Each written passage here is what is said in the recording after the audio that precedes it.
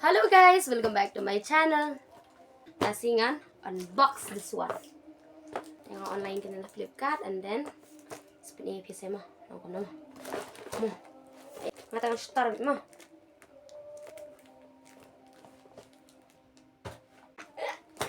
Ngun unbox it. Dan kiberwan pe yang ni ang langut belum sudah. Kami lera. The first one ganito ka primer. Yeah. Kabes hi kung mga pay online kalau thick ni. So. Second one foundation pa ito.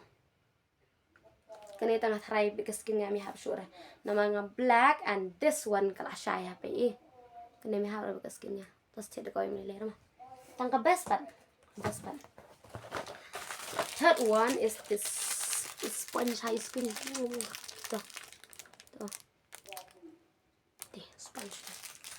Let's ha. Wala ba thick ko mga pay ha. Dorang thick bigam ta. And then this kitty em ni, kitty em. Mana ba tayo pa ibran ni? Dapat instrument em dapat gani. Tam dia instrument. Paling mah. Tantanan. Yeah. This one. These are so cute. Ki brush ni pa. Pink one. Skunya em long baby pink. Ki brush pa. To. Ni. Yan ang nga tuloy 1 2 3 4 5 6 7. Eh. Skunya na. Ulit. Kalir. Skunya ba na?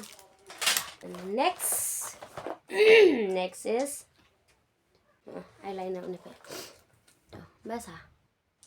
The last one is this one. Eyeshadow. Skunya na. Baik basa. Tantanan. Entah badang shoes dang among. Ayo.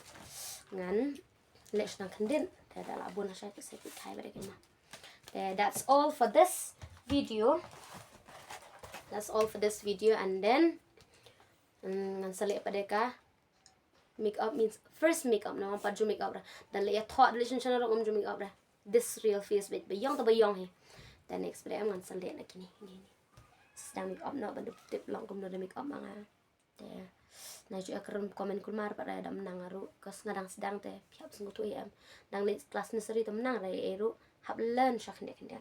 That's why nang ra mo ju sungai mah is like share tam nang ra na to show share and subscribe for more videos mah buan ha video ban sa an jong an sa ngabuan ha ki short film banga tho tang ba lapor na lawan demi kemudian tuition dan lapor soal mental harus lebih kita kejak. So bye bye, see you on the next video.